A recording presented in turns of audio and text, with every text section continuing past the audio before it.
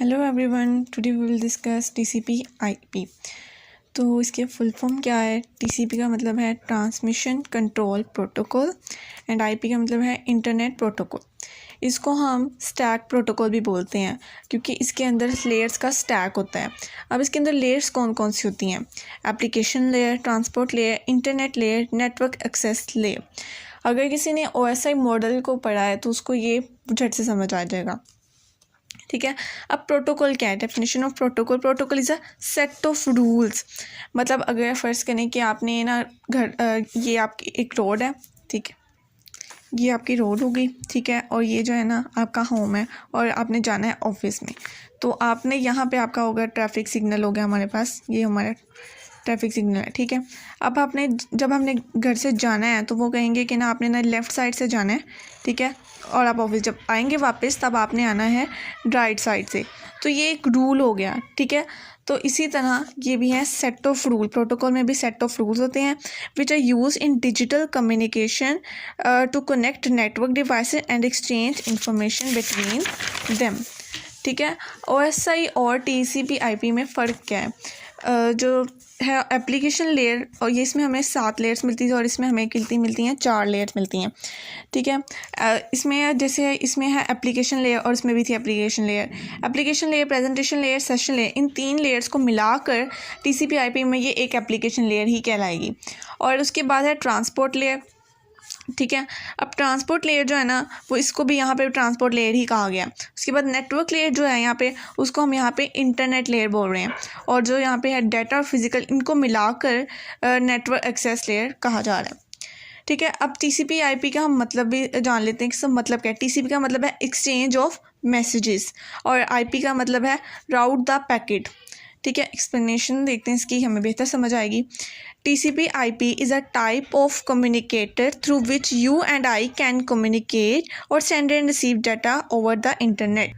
इसका मतलब है TCP/IP जो है वो एक तरह का कम्युनिकेटर है जिसमें आप और मैं इंटरनेट के ज़रिए से डाटा को कम्युनिकेट या सेंड और रिसीव कर सकते हैं, ठीक है। It tells us how to transfer data from one computer device to another. ये हमें बताता है कि डाटा कैसे ट्रांसफ़र होता है एक कंप्यूटर डिवाइस से दूसरी डिवाइस से, ठीक है। ये हमें क्या बताता है? और the data is fragmented into packets. जो डाटा है वो पैकेट्स में उसको तोड़ दिया जाता है, जो मैसेज है उसको पैकेट्स में बना दिया जाता है शक्ल में। As it can not be transmitted all at once, क्योंकि जो सारा मैसेज है ना वो इकट्ठे तो जा नहीं सकता, तो उसको वो छोटे छोटे पैकेट्स में पहले करता है। उसके बाद वो जब these packets are then transmitted individually and December at the receiver, जब रिसीवर के पास पहुंच जाता है ना तब वो इकट्ठा दोबारा मैसेज होता है और फिर उसको मतलब इकट्ठे सारे पैकेट्स होते हैं, उसके बाद वो रिसीवर को हो जाते हैं सेंड।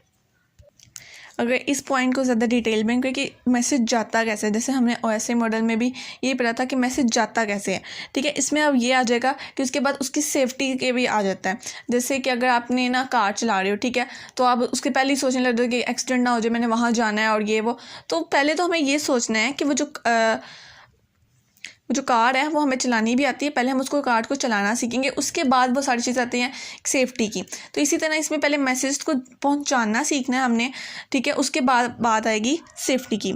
जब हम नेटवर्क सिक्योरिटी या साइबर सिक्योरिटी की बात करते हैं तो कोई यूज़र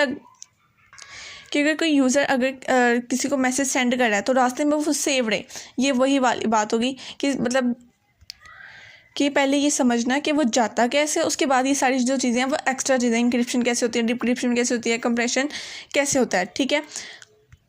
जब हम उसके अंदर जो टेक्निक्स हैं, जो प्रोटोकॉल्स हैं उसको समझ जाएंगे ना, तब हमें पता चल जाएगा कि उसकी जो सेफ्टी है वो कैसे होगी, क्योंकि सेफ्टी उन्हीं चीज़ों पे बेस करती है, ठीक है। अब फ़र्ज़ करें कि ये जो है ना मेरे पास मेरा लैपटॉप है, ठीक है, पीसी है, सिस्टम है, कुछ भी है, ये मतलब मेरे पास एक डिवाइस है, ठीक है। अब जो इसको है हमने कनेक्ट किया वाईफाई से, ठीक है, इसको हमने कनेक्ट कर दिया वाईफाई से, क्योंकि फिर तो बेकार है, मतलब अगर वाईफाई नहीं है तो फिर तो बेकार। अब जो वाईफाई है वो किसके थ्रू काम करता है? वो करता है काम ISP, मतलब इंटरनेट सर्विस प्रोवाइडर के थ्रू काम करता है वो, ठीक है। जब भी आप इसको कनेक्ट करते हैं तो फिर क्या होता है कि हमें एक IP एड्रेस मिल जाता है। जब मतलब वो वाईफाई आ रहा होता है ना ऊपर आपकी स्क्रीन के ऊपर, तो मतलब वो उसके साथ हमें एक IP एड्रेस मिल जाता है। तो ये जो ISP है ना, इसके ज़रिए जो है वाईफाई हमें IP एड्रेस बताता है। हमारी जो मशीन है, हमारा जो सिस्टम है, उसका अपना एक मैक एड्रेस होता है, और जो वाईफाई है उसका भी अपना एक मैक एड्रेस होता है। अब हमें इसमें क्या पता चल गया, पहले तो हमारे पास सिर्फ एक ही एड्रेस था, मैक एड्रेस था, और अभी हमारे पास एक एड्रेस था, अब हमारे पास कितने एड्रेस हो गए, हमारे पास 2 एड्रेस हो गए, क्योंकि एक तो हमें आईपी एड्रेस हमें पता चल गया, ठीक है, क्योंकि जब उसके साथ कनेक्ट हुआ तो हमें आईपी एड्रेस मिल गया, ठीक है। अब क्या होगा कि अब हमें मैक एड्रेस भी मिल गया, तो हमारे पास कितने एड्रेस हो गए, हमारे पास 2 एड्रेस हो गए। अब फ़र्ज़ करें कि ना मुझे ना आपके ब्राउज़र पे ना कोई वेबसाइट खोलनी है, ठीक है। अब जो ब्राउज़र है ना वो आपके सिस्टम में एक एप्लीकेशन है, ठीक है। अब ये जो है ये हमारे पास ब्राउज़र है, ब्राउज़र कोई भी हो सकता है, गूगल क्रोम भी हो सकता है, कोई भी हो सकता है, और ये हमारे पास क्या है, ये हमारे पास एप्लीकेशन है, ठीक है। अब आप गूगल क्रोम के ऊपर, ब्राउज़र के ऊपर कुछ भी आप सर्च करते हैं, मतलब कोई भी अपनी वेबसाइट खोलनी है, तो वो किसके थ्रू ओपन होती है, वो ओपन होती है HTTP के थ्रू ओपन होती है ना। अब तो TTPS आ गया, मतलब सिक्योरिटी के लिए वो HTTPS आ गया। अच्छा, आपने अब वेबसाइट ऑन की तो वो कैसे आता है, गूगल HTTPS और .google.com और स्लैश वगैरह आता है, ठीक है। तो ये जो सारा कुछ है ये क्या है, प्रोटोकॉल है, जो सर्वर पर कनेक्ट करने के लिए हमें हेल्प करता है कनेक्ट करने से। उसके बाद अगर हम ट्रांसपोर्ट लेयर की बात करें तो ट्रांसपोर्ट लेयर में ना 2 प्रोटोकॉल्स होते हैं, UDP protocol and TCP protocol. UDP मतलब user datagram protocol and TCP transmission control protocol. अब ये दोनों प्रोटोकॉल जो है ना वो पोर्ट नंबर पर वर्क करते हैं।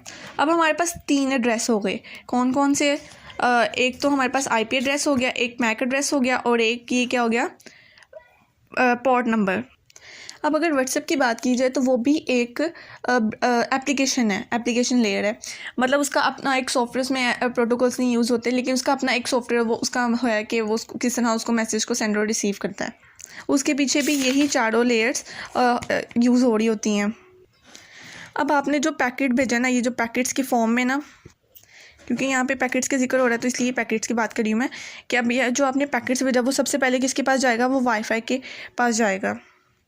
उसके बाद वो वाईफाई से ये ISP राउटर के पास जाएगा, और उसके बाद ये किसके थ्रू जा रहा है, ये मैक एड्रेस के थ्रू जा रहा है, क्योंकि आपके पास अपना मैक एड्रेस है और इसके पास अपना मैक एड्रेस है।